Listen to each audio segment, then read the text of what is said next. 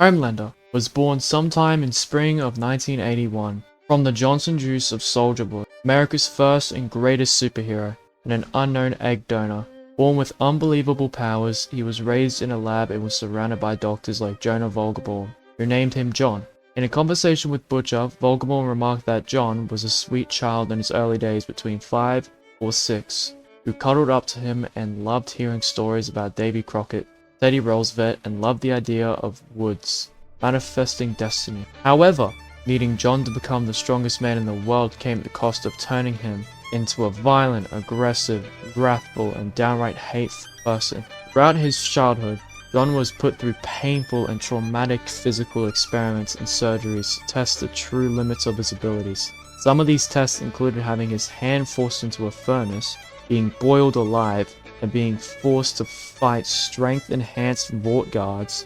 He was also put under long, strict, and tedious mental conditioning and was forced to spend hours sitting in front of a projector that displayed images that were chosen to mold his personality by choosing as the American flag, Jesus Christ, and a baseball game into becoming patriotic, all-American, and turn him into a symbol of the nation itself. Now, why he is weaker than you think is because Homelander isn't some built from the ground, get really strong, multiple fighting experiences.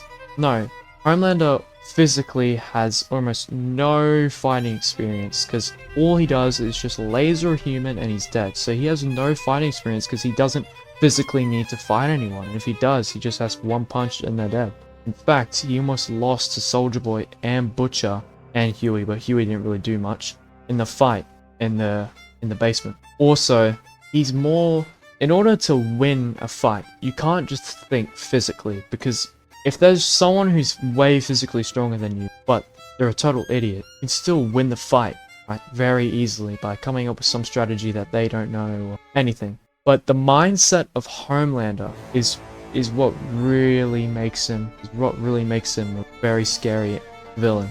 After he lasers like a terrorist and it actually goes through the little sheet thing and kills an innocent person, all these people start doing protests about him, and he rocks up to one of the protests and he tries to, use his humble, outgoing, true patriotic personality to just calm down the situation, explain his side, but they just point the middle finger, no.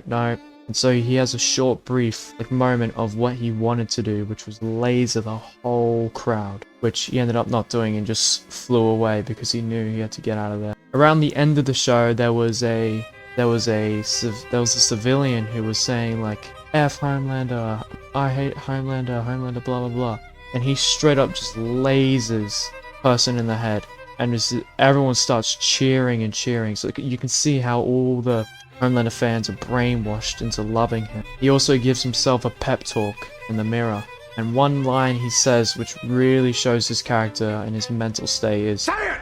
Want them to love me." This really shows that Homelander doesn't fight for power, for money, he doesn't fight for any materialistic anything.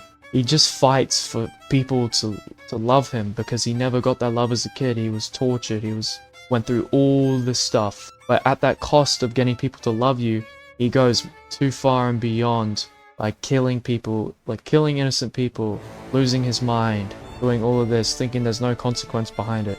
I hope to see in season 4 that Soulja Boy and Butcher, also A-Train, all come together and try and take down Homelander. But that does wrap up the video, and if you guys did enjoy, make sure to like, subscribe, and I'll see you in the next one.